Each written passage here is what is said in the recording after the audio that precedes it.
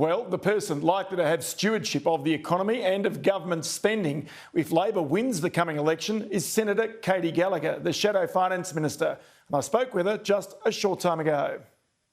Well, we'll be very clear heading into the election about what our priorities are and how much they cost. And we've been saying for some time that the focus, whilst being on the quantity of the spend is really important, the quality and what you're trying to achieve with this spend is equally important. So, some of our policies we've announced already, childcare, skills, for example, are all around, growing the economy, investing in the productive side of the economy and delivering an outcome for people. So we're going to be very careful, we're going to be very responsible, and people will be very clear before they vote about how we will manage the budget, as opposed to what we've seen over the last decade or so, which has really, I think, rewritten the books, and we won't be taking lectures on fiscal responsibility from this mob. OK, but Labor always has that sort of reputation of spending more than a coalition government. Already the government has pledged some $8.6 billion worth of additional short-term measures to alleviate cost of living pain.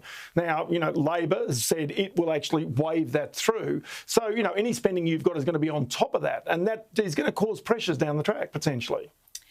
Well, again, we've seen from this government about over $70 billion announced in spending since my EFO. So there is a lot of spending going on, not just what was announced in the budget. In terms of short-term measures, we have been supportive of that because of the cost of living pressures every household is under. I mean, we would argue that these haven't just happened overnight, but they've been building for some time and are linked to the fact that people's wages are going backwards.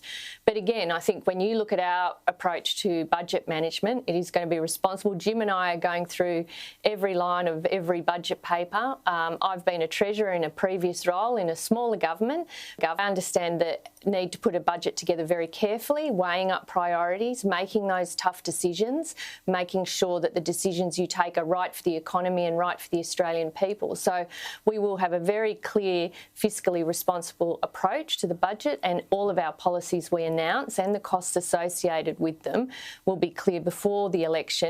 And we'll have, an explanation about why we're doing it and why we think it's important to make the investments in this way. We'll also look at areas where we can, remove waste and some of the rorts we've seen. And, I've been tracking it across the APS in the public service for this parliament, and we think there are ways to make sensible reductions in expenditure. So it's, just not one way. It's not just about spending, it's also about reprioritising within the budget as well. OK, because as Finance Minister, if Labor wins, you'd also be responsible for $1 trillion worth of debt and the government bonds that have been issued. And when they roll off, of course, with interest rates higher, as the budget pointed out last night, it's going to be a situation where you're also going to have to deal with the higher interest costs in the future as well. Yeah, absolutely. And again, we won't be taking lectures from the government on about debt. I mean, when debt was much, much lower, it was a debt and deficit disaster. And now, of course, there's nothing wrong with it, even though they had doubled the debt before the pandemic hit. Some of the pressures from the debt side of things were established before the pandemic. So, yes, whoever wins the election is going to have to manage the debt burden carefully, and you'll need to make, reductions to the deficit carefully. All of those decisions need to be made in line with the economic circumstances of the times that we face, because I think people have learnt in the pandemic that, budgets can be used, levers are available to government to do the right thing, to protect jobs, to look after households, but also to manage taxpayer money responsibly. And that's the approach that Jim and I would take to the budget. Because Labor has had some great finance ministers, Peter Walsh being one of them, but, he was tough with the individual ministers when they came for their spending requests. And, of course, any additional spending that Labor or any government now embarks upon is only going to add to the trajectory and perhaps the number of interest rate rises we see into the future.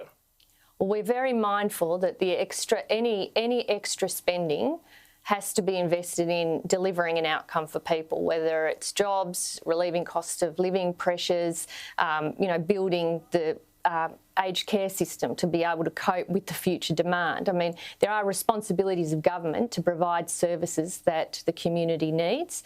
But again, and again, I refer to my previous role, I know what it's like to say no to people. I'm not afraid of saying no to people, and I understand the need to say no because there is no shortage of quality, good ideas to do in government. I think any finance minister would probably want to do most things, but the reality is you can't. You have to prioritise, and you have to make sure that whatever spending you do is in line with your economic strategy. You know, what the plan is to drive growth in the economy and to look after people. And that's, again, the approach we would take. I have no problems. I mean, I don't put myself up on a pedestal, but I do come with some experience and knowledge about making the right tough decisions and saying no. I'm pretty comfortable with that.